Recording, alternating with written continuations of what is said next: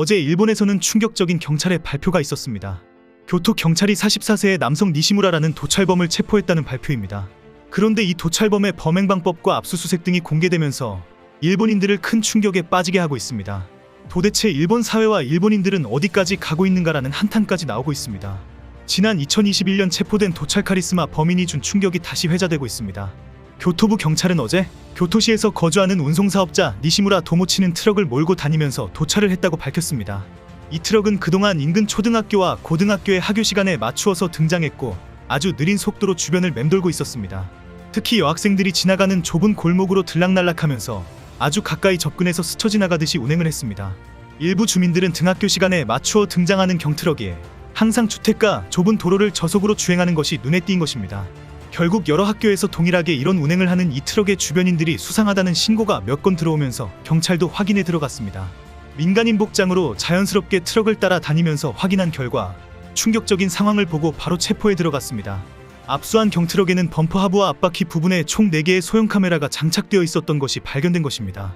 경찰은 소형 카메라가 설치되어 있는 것과 서행 운행에 대해서 운전자에게 확인을 한 결과 카메라는 접촉사고에 대비한 것이다. 서행 운전은 주차할 곳을 찾으려고 두리번 거린 것이다 라는 대답을 했습니다. 그런데 소형 카메라들의 방향이 지나치게 상향으로 설치되어 있다는 사실에 여학생들의 다리와 스커트 내를 몰래 촬영하려고 하는 것이 아닌지 의심하게 됩니다. 결국 경찰은 압수수색 영장으로 니시무라의 집을 전격 수색하게 되고 그 결과를 어제 전체적으로 발표한 것입니다. 경찰 발표에 의하면 이미 니시무라의 지인 여성이 경찰에 상담을 의뢰한 적이 있다고 알렸습니다. 작년 4월 니시무라가 이 지인 여성에게 어린 여학생의 동영상과 재미있는 동영상을 함께 보낸다며 전송을 했다는 것입니다.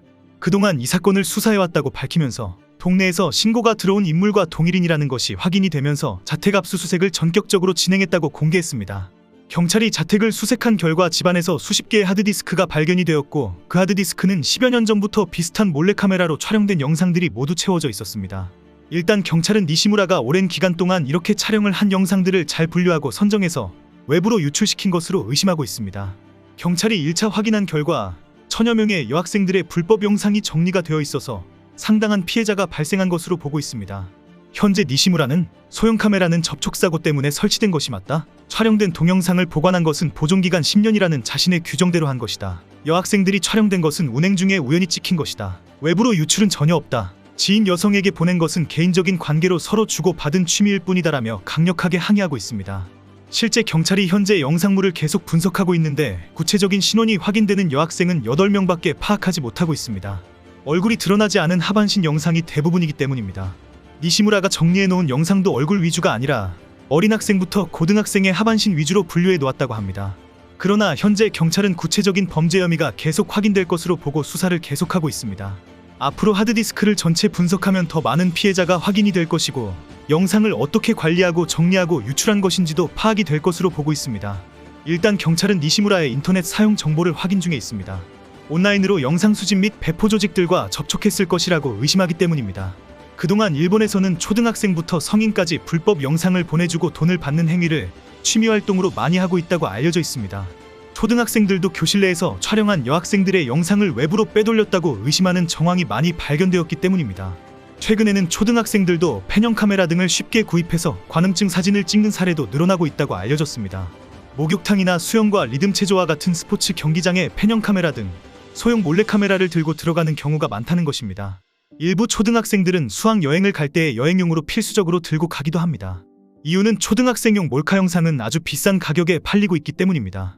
최근 일본에서 유통되고 있는 아동 관련 영상물은 대부분 아동들이 촬영해서 외부로 유출한 것들입니다.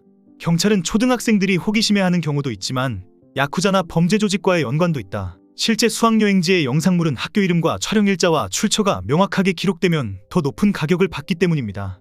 일본 경찰은 현재 초등학생들이 촬영한 아동 도촬 영상의 시장이 약 100억엔, 약 910억 원 규모로 파악하고 있다. 일본 초등학생의 영상은 일본과 중국에서 가장 인기가 있다. 이 범죄 조직들이 초등학생들을 이용하고 있는 것으로 알고 있다라고 밝혔습니다. 결국 일본에서는 초등학생부터 성인까지 도찰과 불법 동영상 유포 등에 관여하고 있고 기회가 되면 판매를 하면서 수익을 얻는 활동을 하고 있다는 것입니다. 이번 사건은 일본 사회에 큰 충격을 주고 있습니다. 자택을 수색하기만 하면 수십 개, 수백 개의 불법 영상이 나올 정도라니 놀랍다. 도대체 도찰 영상물을 수집하고 판매하는 유통망은 어디까지 활동하고 있는가? 그 중에 일부는 교토에서 20건이 발생했다고 해서 원래 간사이 지역에는 범죄자들이 많다는 지역 비하 발언까지 나오고 있습니다.